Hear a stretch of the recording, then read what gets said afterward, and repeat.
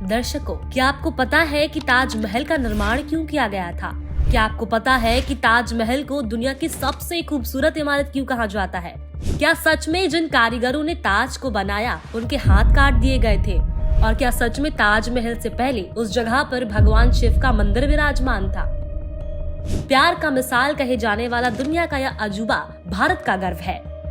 दर्शकों, आज हम ताजमहल से जुड़ी 10 ऐसी रहस्यों के बारे में बात करेंगे जो शायद ही पहले आपने कभी सुनी होंगी।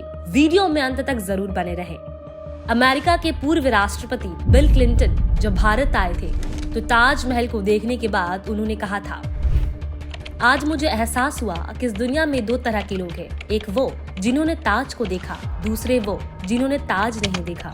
होंगे इस दुनिया में एक से बढ़कर एक खूबसूरत इमारतें, लेकिन ताज जैसा कोई नहीं, क्योंकि इसकी बुनियाद में एक बादशाह ने दिल रखा है। नंबर 1, हजारों टूरिस्ट जो ताजमहल को देखने आते हैं वो ये नहीं जानते कि जो सामने वो देख रहे हैं वो ताजमहल का पिछला हिस्सा है।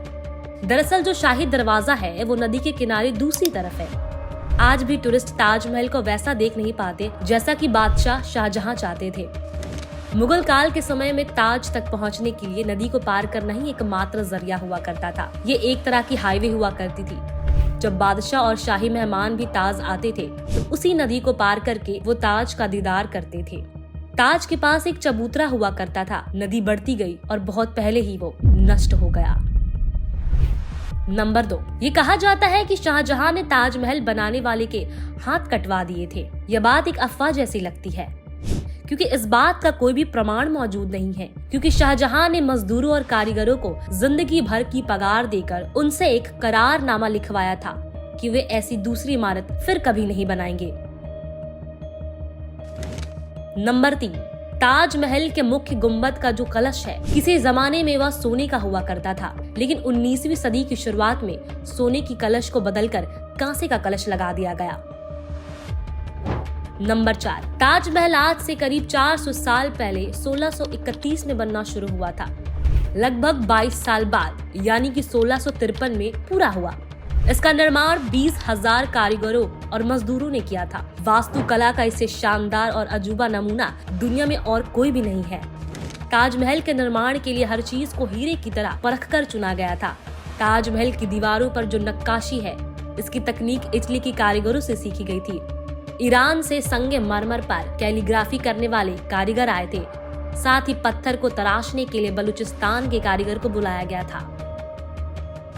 नंबर 5, ताजमहल की जो 4 मीनारें हैं वो बिल्कुल सीधी नहीं खड़ी है, बल्कि ये चारों बाहर की ओर हल्की झुकी हुई है। और इन्हें ऐसा इसलिए बनाया गया था ताकि भूकंप जैसी आपदा आने पर अगर ये गिरे भी तो ये बाहर की ओर गिरे और मुख्य मकबरे को कोई नुकसान न पहुंचे।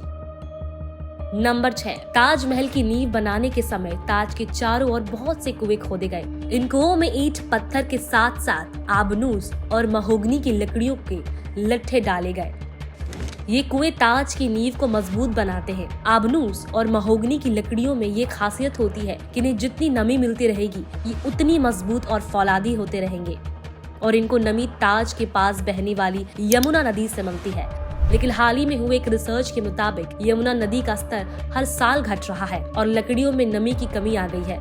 यही वजह है कि साल 2010 में ताज में दरारें देखी गई थी। नंबर 7, 1989 में एक भारतीय लेखक जिनका नाम पुरुषोत्तम नागेश ओक था, उन्होंने एक किताब ताज के ऊपर लिखी थी जिसका नाम ताजमहल द ट्रू स्टोरी था। इस किताब में उन्होंने कई तर्कों के साथ ये दावा किया था कि ताजमहल एक मकबरा बनने से पहले एक शिव मंदिर हुआ करता था और इसका नाम तेजो महाल्या था। उस समय पीएन ओक ने अपनी बात को सिद्ध करने के लिए ताज की साइट खोदने के लिए सुप्रीम कोर्ट को अर्जी भी दी थी, लेकिन सुप्रीम कोर्ट ने इसे रद्द कर दिया था। आर्कियोलॉजिकल सर्वे ऑफ इंडिया के मुताबिक ताजमहल कभी एक शिव मंदिर था। इस बात का कोई सबूत नहीं है, बल्कि शाहजहां ने ताज को बनवाया था, इसके प्रमाण भी इतिहास के पन्नों में मिलते हैं। नंबर 8, ताजमहल की सबसे ज्यादा लोकप्रियता इसके निर्माण से जुड़ी अद्भुत प्रेम कहानी की वजह से है। बादशाह शाहजहां ने अपनी बेगम मुमताज महल की याद में इस इमारत को बनवाया था। मुमताज का असली नाम अर्जुमंद बानू बेगम था, लेकिन शाहजहां ने उन्हें मुमताज महल का नाम दिया। यानी कि महल का सबसे अनोखा रत्न। महज 38 साल की उम्र में अपनी 14वीं संतान को जन्म देते वक्त मुमताज की मृत्यु हो गई। उस वक्त वो बुहारनपुर में थी। इस खबर को सुनते ही बादशाह बहुत उदास हो गए, मानो उनकी जिंदगी ही तबाह हो गई। जिसके कुछ समय बाद ही शाहजहां ने ताज को बनाने का फरमान जारी किया। नंबर 9, मुमताज के मौत के बाद पहले तो उसे बुहारनपुर में ही दफनाया गया था। इसके बाद बादशाह ने ताज को बनवाना शुरू किया, जिसके बाद मुमताज के शव को बुहारनपुर से निकालने के बाद उसे ताज के ही बागीचे में दफनाया गया। नंबर 10, शाहजहां का पूरा ध्यान ताजमहल को खूबसूरत बनाने में लगा रहा।